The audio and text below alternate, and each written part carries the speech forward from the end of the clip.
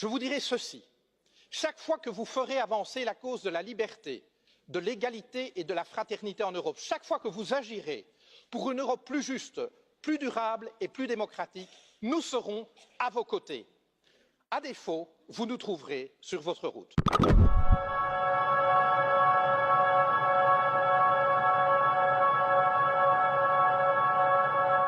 Monsieur le Président, ce que vous souhaitez pour l'Europe, vous affirmez que la France doit commencer elle-même à le faire dès aujourd'hui.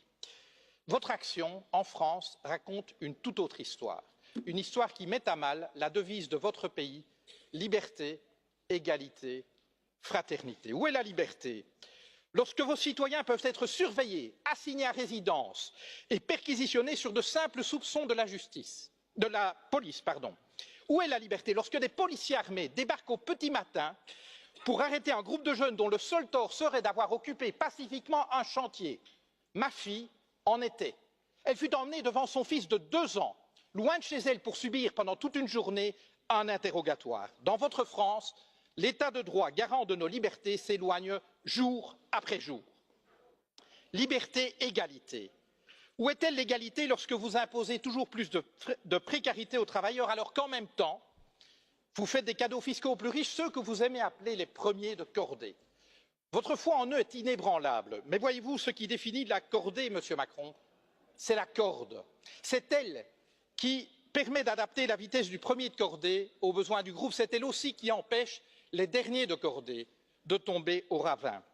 Mais dans nos sociétés, Monsieur le Président, cette corde n'existe plus. Les riches s'enrichissent, les classes moyennes stagnent et se précarisent, et les plus fragiles sont abandonnés à leur sort.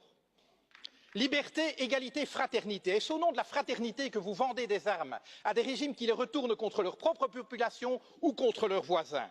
Où est-elle cette fraternité lorsque votre police lacère tente ses sacs de couchage de migrants?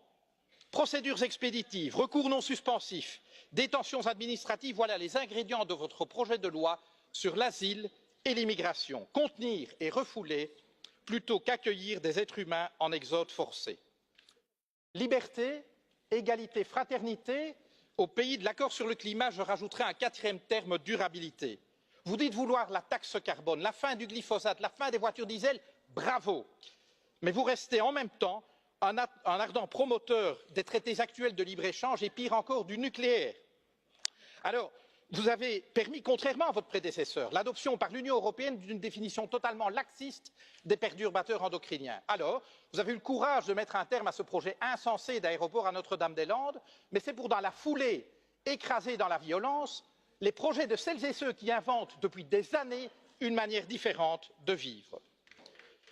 Monsieur le Président, un livre vous dit philosophe. Il affirme qu'aucun de vos mots n'est le fruit du hasard.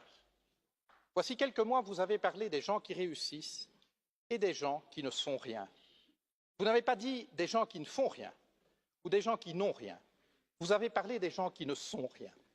Voyez-vous, pour nous, le projet européen consiste précisément à faire en sorte que plus jamais, en aucun endroit de ce continent, aucune femme, aucun homme ne puisse être considéré comme rien ou se penser comme rien. Car considérer des êtres humains comme rien, c'est permettre de leur faire subir n'importe quoi, et cela, nous ne l'accepterons jamais.